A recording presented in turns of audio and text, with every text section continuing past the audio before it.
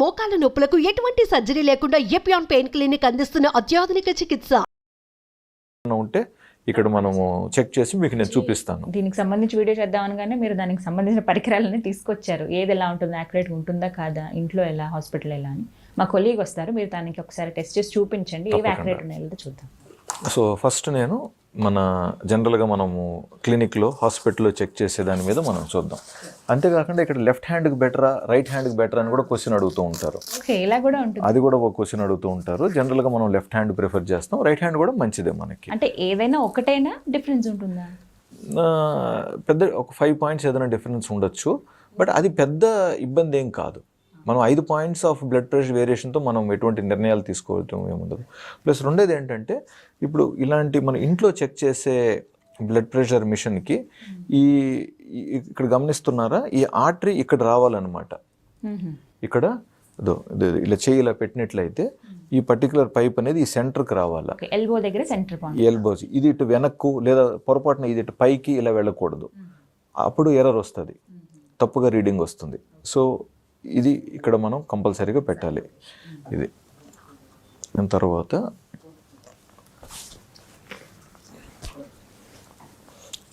బాబు నీ వయసు ఎంతమా? 20.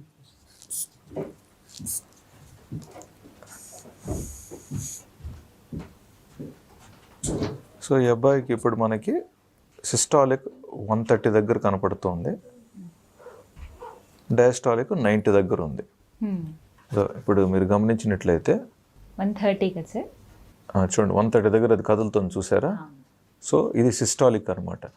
సో ఇది అబ్బాయి బీపీ 130/90 ఉంది. ఇప్పుడు నేను ఇదివరకు చెక్ చేసిన దాన్ని బట్టి 130/90. సో సిస్టాలిక్ 130 ఉంది, డయాస్టాలిక్ 90 ఉంది.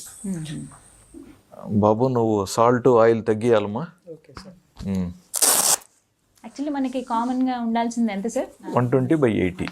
120/80. ఇప్పుడు మనం మాన్యువల్ మిషన్ చెక్ చేసాం. ఇప్పుడు నెక్స్ట్ ఎలక్ట్రానిక్ది చెక్ చేద్దాం. యాక్యురేట్గా ఉన్నాయా లేదా, ఏమైనా డిఫరెన్స్? వీళ్ళు జనరల్గా అడిగే క్వశ్చన్స్ కాబట్టి దీనికి దానికి డిఫరెన్స్. సో మళ్ళీ గమనించండి, ఎలక్ట్రానిక్ మిషన్ది ఈ పర్టికులర్ పైపు ఈ సెంటర్కి మనం పెడుతూ ఉన్నాం. అండ్ ఇది టై చేసేటప్పుడు కూడా మనకు కరెక్ట్గా టై చేయాలి, మరీ లూజ్గా ఉండకూడదు. జనరల్గా చేసే తప్పు ఏంటంటే లూజ్గా చేస్తారు. సో ఇది కరెక్ట్గా ఉంటే బెటర్. మనకి ఇక్కడ కూడా మార్క్ కనపడుతుంది మనకి ఈ సెంటర్లో ఉండాలి అని చెప్పి కూడా. సో ఇప్పుడు నేను మిషన్ ఆన్ చేశాను. సో ఈ అబ్బాయి చేయి కూడా కంఫర్టబుల్గా పెట్టుకో, మీరు కంఫర్టబుల్గా ఉండండి. అండ్ అది స్టార్ట్ అయిన తర్వాత పంపింగ్ జనరల్గా మనం కదిలియకూడదు. ఓకే ఓకే, చాలా స్టేబుల్గా ఉండాలి, ఫ్రీగా ఉండాలి. మన కంట్రోల్ టైట్ చేసినా కూడా అది మారుతుంది. ఓకే ఓకే, కంట్రోల్ టైట్ చేయకూడదు. సో కంఫర్టబుల్గా ఉండాలి. అందుకే కదలొద్దు అని కూడా చెప్తూ ఉంటారు కదా టెస్ట్ చేసేటప్పుడు. సో ఇది మనకి ఎన్ని సెకండ్స్ మినిట్? జనరల్గా ఒక 1 మినిట్. అది గాలి కొడుతుంది, మళ్ళీ గాలి తగ్గిస్తుంది. ఆ ప్రయత్నంలో ఎక్కడైతే ఆ బీపీ అనేది తగులుతుందో తనకి పల్స్, అది క్యాప్చర్ చేసుకుంటుంది. ఓకే ఓకే, క్యాప్చర్ చేసి మనకు డిస్ప్లే చేస్తుంది అనమాట. సో ఇంతకు ముందు మనం చూసింది మాన్యువల్లో మనకి 130/90 వచ్చింది. ఇప్పుడు మనం చూసింది ఎలక్ట్రికల్. చూద్దాం. దీంట్లో ఉదాహరణకి ఈ అబ్బాయిది ఎక్కువ చూపిస్తుంది,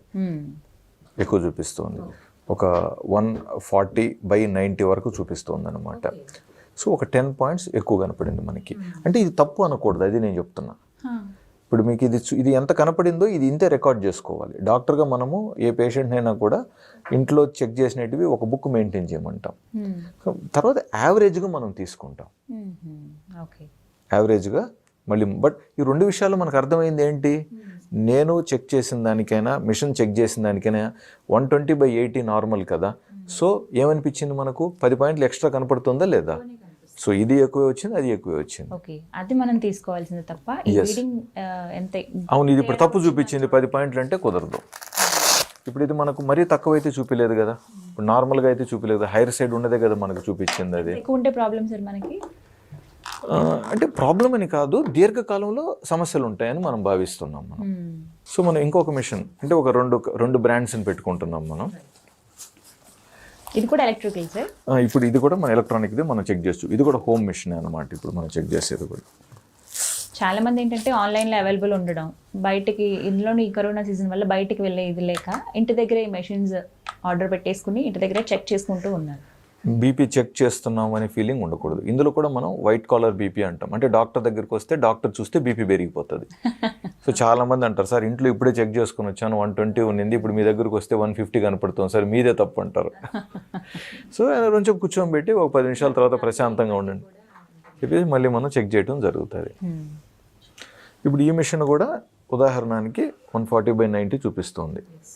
సేమ్ ఇందాక మనం చూసిన ఎలక్ట్రానిక్ ఏదైతే ఉందో అది అవును, ఇప్పటిది రెండు అంతే చూపిస్తుంది, ఆల్మోస్ట్ అంతే చూపిస్తున్నాయి. కాబట్టి ఏదేమైనప్పటికీ కూడా ఈ అబ్బాయి చిన్న వయసులోనే బీపీ కాస్త కొంచెం ఎక్స్ట్రా ఉంది. ఇది మనం ఎలా చూడాలండి, అంటే తీసుకున్న ఫుడ్ బట్టి ఉంటుందా? ఇంకొక మిషన్లో మనం చెక్ చేసాం కదా, ఈ రీడింగ్ అనమాట 148/90 చిల్లర కనపడింది. సో మనం రౌండ్ ఫిగర్ చేసుకుంటాం యూజువల్గా. సో ఏదేమైనప్పటికీ ఇప్పుడు 3 మిషన్స్లో చూసాం. సో ఫస్ట్ ఇది మనకు 130/80 నేను ప్రాక్టికల్గా 130/90 నేను చూసింది. నెక్స్ట్ది అరౌండ్ 140/80, మూడోది కూడా 140/90. ఎస్, ఈ రెండింటిది కూడా ఇప్పుడు రౌండ్ ఫిగర్ తీసుకున్నట్లయితే చూడండి, ఈ రెండిట్లో ఇది 90 చూపించింది, ఇది 97 చూపించింది మనకి. 143, 148. యా, సో ఈ 148 చూపించింది, అది వచ్చి మనకి 90. సో యావరేజ్ తీసుకుంటే రౌండ్ ఫిగర్స్ చేస్తే ఆల్మోస్ట్ ఈక్వలే కదా వచ్చింది. కాబట్టి ఇప్పుడు 3 తప్పు, అసలు అది బీపీఏ కాదు, నా ఏజ్ చిన్నది, డాక్టర్ గారు నాకు అనవసరంగా బీపీ అని చెప్పి నాకు ఇప్పుడు చెప్పారు, అది నీ ఇష్టం. కనపడింది మనం చూసాం. ఇప్పుడు ఇందులో ఎంత వాస్తవం ఉంది? ఇప్పుడు వైద్యానికి వస్తే, ఇప్పుడు ఉదాహరణకి ఇప్పుడు ఈ అబ్బాయికి మనం చెక్ చేశాం కదా, ఇతను డెఫినెట్గా ఇప్పుడు సాల్ట్ ఆయిల్ తగ్గించి ఇతను ఆహార విధానం ఎలాగుందో ఇప్పుడు ఇప్పుడు ఇమీడియట్గా ఇప్పుడు ట్యాబ్లెట్ ఇవ్వాలని అనట్లేదు నేను. ఈ అబ్బాయి ఇప్పుడు బీపీ కనపడింది కదా, ఇంక లైఫ్ లాంగ్ ఇతను బీపీ పేషెంట్, నేనే డాక్టర్, నువ్వు నేను మందిస్తాను వేసుకొని అనట్లేదు నేను. బట్ దీన్ని మనం గమనించాలి. ఇక్కడ గమనించకుండా వదిలేస్తే ఇప్పుడు తప్పు అవుతుంది. మళ్ళీ ఎప్పుడు చెక్ చేయొచ్చు తను? ఆ విషయానికి వస్తున్నా.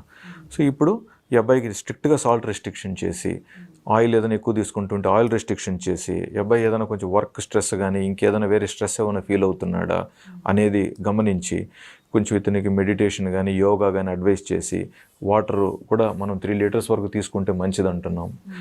వెజిటబుల్స్ అవి తీసుకుంటే కూడా కొంచెం మంచిదనమాట. ఇవన్నీ మనం ఫస్ట్ ప్రోత్సహించి ఒక 3 డేస్ తర్వాత 1 వీక్ తర్వాత మళ్ళీ బీపీ చెక్ చేయాలి. బీపీ చెక్ చేయాలి. అప్పటికి తగ్గి నార్మల్గా ఉందా, సంతోషం. తగ్గలేదా, సరే అటువంటిప్పుడు మళ్ళీ ఒకసారి మార్నింగ్ బీపీ, ఈవినింగ్ బీపీ, లేదా అవసరమైతే నేను అంబులేటరీ బ్లడ్ ప్రెషర్ మానిటరింగ్ పెడతాను. నైట్లో తనకి బీపీ ఎలాగుంటుందో కూడా నాకు అవసరం.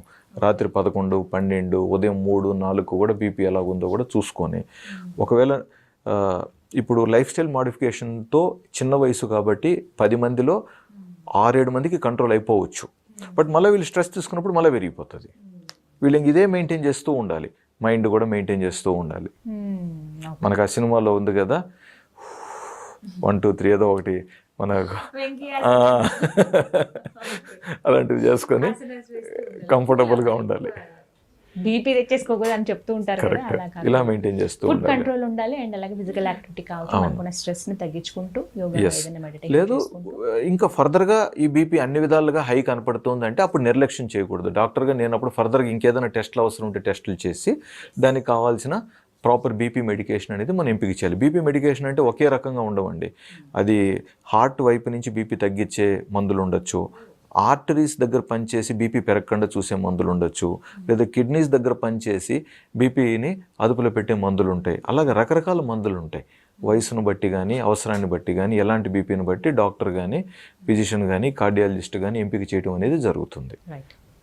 So but thank you so much doctor గారు. మాకు నార్మల్గా ఏదన్నా అంటే నోటితో చెప్పేస్తాం, బట్ ఇక్కడ మాకు ప్రాక్టికల్గా చూపించారు ఎలా ఉంటుంది మాన్యువల్ దానికి ఎలక్ట్రానిక్ వాటికి. డిఫరెన్స్ అనేది పెద్దగా లేకపోయినా మనలో ఫాల్ట్ ఉంది కాబట్టి మనం దాన్ని సవరించుకోవాలి. Thank you so much suggest చేసినందుకు, ఏది కరెక్ట్ అని తెలియజేసినందుకు. నమస్తే డాక్టర్ గారు.